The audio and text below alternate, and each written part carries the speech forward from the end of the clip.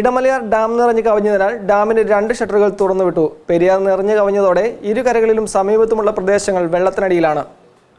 Idamalayar dam നിറഞ്ഞു കവിഞ്ഞതിനാൽ ഡാമിന്റെ 2 ഷട്ടറുകൾ തുറന്നുവിട്ടു. പെരിയാർ നിറഞ്ഞു കവിഞ്ഞതോടെ ഇരുകരകളിലും സമീപത്തുമുള്ള പ്രദേശങ്ങൾ വെള്ളത്തിനടിയിലാണ്. കിഴക്കൻ മേഖലകളാണ് കൂടുതലും വെള്ളത്തിനടിയിലായിരിക്കുന്നത്. നേര്യമംഗലം മുതൽ ആലുവ വരെയുള്ള പ്രദേശങ്ങളിൽ വൻ വെള്ളക്കെട്ടാണ് രൂപപ്പെട്ടിരിക്കുന്നത്. നൂറുകണക്കിന് വീടുകളും വാഹനങ്ങളും വെള്ളത്തിനടിയിലാണ്.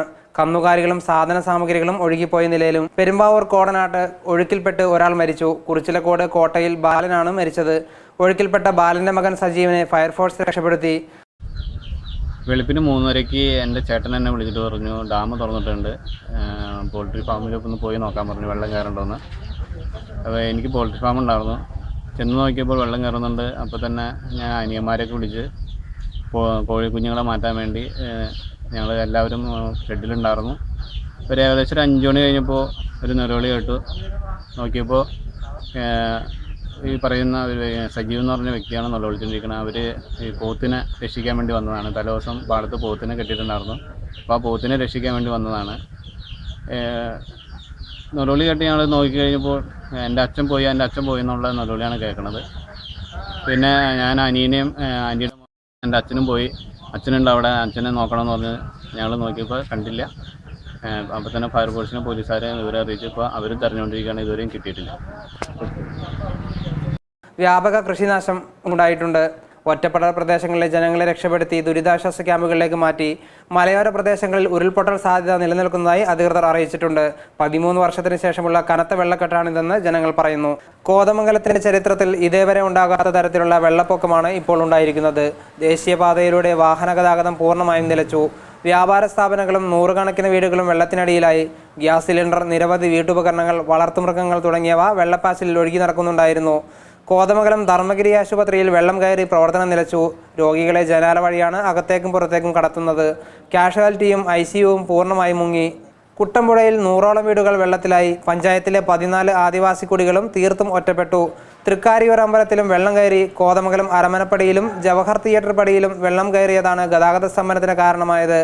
മുള്ളരിങ്ങാടും ഉൾവന പ്രദേശങ്ങളിലും ഉരുൾപൊട്ടൽ ഉണ്ടായതും ഭൂതത്താൻകെട്ട്, ഇടമലയാർ ഡാമുകൾ തുറന്നുവിട്ടതും കോതമംഗലത്തുണ്ടായിട്ടുള്ള ഏറ്റവും വലിയ വെള്ളപ്പൊക്കത്തിന് കാരണമായിരിക്കുകയാണ്. പെരുമ്പാവൂർ നഗരത്തിലും പരിസര പ്രദേശങ്ങളിലും രൂക്ഷമായ വെള്ളക്കെട്ടാണ് രൂപപ്പെട്ടത്. പെരുമ്പാവൂർ നഗരത്തിലും പരിസര പ്രദേശങ്ങളിലും രൂക്ഷമായ വെള്ളക്കെട്ടാണ് രൂപപ്പെട്ടിരിക്കുന്നത്. നഗരത്തിന് സമീപത്തുള്ള പാലക്കാട്ടുതാഴം പാലത്തിന് താഴെയുള്ള സദ്ദാം റോഡ് മുഴുവനായും വെള്ളത്തിനടിയിലാണ്. സമീപത്തെ 5ഓളം വീടുകളും വെള്ളത്തിൽ മുങ്ങിപ്പോയി. നിർത്തിയിട്ടിരുന്ന സ്വകാര്യ ബസ്സടക്കം നിരവധി വാഹനങ്ങൾ വെള്ളത്തിനടിയിലും. വൻതോതിൽ കൃഷിയും വെള്ളത്തിനടിയിൽപ്പെട്ടിരിക്കുകയാണ്. കാലികളും വീട്ടുപകരണങ്ങളും ഒഴുകിപ്പോയതായി പ്രദേശവാസികൾ പറയുന്നു. വല്ലം ഗാന്ധിനഗർ റോഡിലൂടെയും സൗത്ത് വല്ലം കാരിയേലി റോഡിലും കൊച്ചങ്ങാടി കടുവാൾ റോഡിലും വെള്ളക്കാട്ട് മൂലം ഗതാഗതം തടസ്സപ്പെട്ടു. വല്ലം ജംഗ്ഷനിലുള്ള മാരുതി സായ് സർവീസ് സെന്ററിൽ വെള്ളം കയറിയ വാഹനങ്ങൾ കുടുങ്ങിപ്പോയി. താഴ്ന്ന പ്രദേശങ്ങളെല്ലാം വെള്ളത്തിനടിയിലാണ്. പലയിടങ്ങളും വൈദ്യുതി ബന്ധം നഷ്ടപ്പെട്ടിട്ടുണ്ട്. രാത്രി വൈകിയും പുനഃസ്ഥാപിക്കാൻ കഴിഞ്ഞിട്ടില്ല. പാലക്കാട്ട് താഴത്തുള്ള തഖ്വ മസ്ജിദും സ്കൂളും പൂർണ്ണമായും വെള്ളത്തിനടിയിലാണ്. മസ്ജിദിൽ ആളുകൾ കുടുങ്ങിയെങ്കിലും വെള്ളത്തിലൂടെ നീന്തി രക്ഷപ്പെട്ടു. ഇവിടെ വെള്ളത്തിനടിയിലുണ്ടായ വാഹനങ്ങൾ ക്രെയിൻ ഉപയോഗിച്ചാണ് പുറത്തെടുത്തത്. കാലടിയിലെ പെരിയാർ പുഴ സംഹാര താണ്ഡവാവസ്ഥയിലായിരുന്നു. ക്രമാതീതമായി വെള്ളം പൊങ്ങിയതോടെ മണപ്പുറത്ത് നിന്നിരുന്ന വൻ മരങ്ങൾ വരെ കടപുഴകി ഒലിച്ചുപോയി. കാലടിയിലെ പെരിയാർ പുഴ സംഹാര താണ്ഡവാവസ്ഥയിലായിരുന്നു. ക്രമാതീതമായ വെള്ളം പൊങ്ങിയതോടെ മണപ്പുറത്ത് നിന്നിരുന്ന വൻമരങ്ങൾ വരെ കടപുഴകി ഒലിച്ചുപോയി. കിലോമീറ്ററുകളോളം സ്ഥലങ്ങളിൽ തീരമിടിഞ്ഞു. ഇരുവശങ്ങളിലുമുള്ള വീടുകളിൽ മുഴുവൻ വെള്ളത്തിനടിയിലായി. ഇരുനിലകളിലുള്ള വീടുകളിൽ പോലും വെള്ളം കയറുന്ന അവസ്ഥയിലാണ്. വെള്ളക്കെട്ടായതോടെ ശങ്കരാപാലത്തിലും മറ്റും വൻ ഗതാഗതക്കുരുക്കാണ് മണിക്കൂറുകളോളം രൂപപ്പെട്ടത്. പുഴ നിറഞ്ഞ് കവിഞ്ഞൊഴുകുന്നത് കാണാൻ നിരവധി ആളുകൾ പാലത്തിൽ തമ്പടിച്ചതും കുരുക്ക് മുറുകാൻ കാരണമായി. ഒക്കൽ തുരുത്തിലെ മുഴുവൻ ജനങ്ങളും ഒറ്റപ്പെട്ടു പോയെങ്കിലും ഫയർഫോഴ്സും ജനപ്രതിനിധികളും മുൻകൈയെടുത്ത് മുഴുവൻ ആളുകളെയും കരക്കെത്തിച്ചു രക്ഷപ്പെടുത്തി.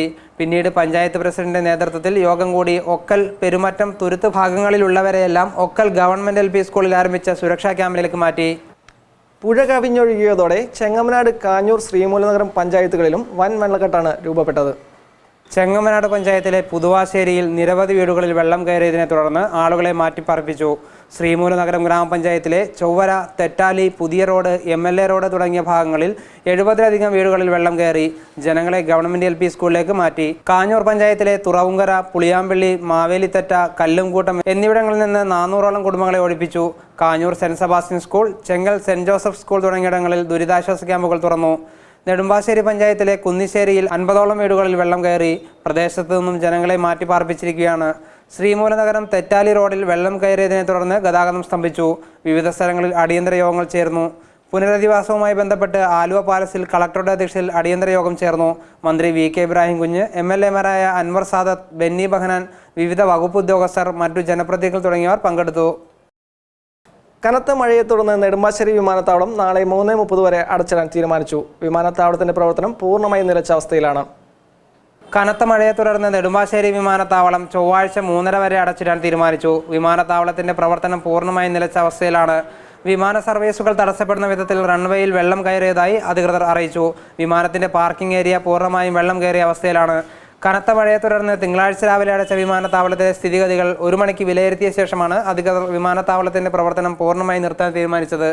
മുംബൈ, ചെന്നൈ, ബാംഗ്ലൂർ വിമാനങ്ങൾ റദ്ദാക്കി. നെടുമ്പാശ്ശേരിയിലേക്കുള്ള വിമാനങ്ങൾ മറ്റു എയർപോർട്ടുകളിലേക്ക് തിരിച്ചുവിടുന്നതിനുള്ള നടപടികൾ ആരംഭിച്ചിട്ടുണ്ട്.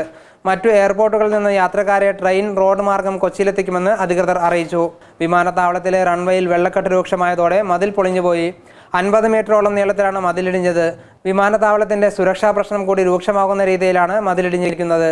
ഇത് ഉടൻ പുനർനിർമ്മിക്കാൻ അധികൃതർ ശ്രമിച്ചു വരികയാണ്. ഇതോടെ വാർത്താ ബുള്ളറ്റിൻ സമാപിച്ചു. നമസ്കാരം.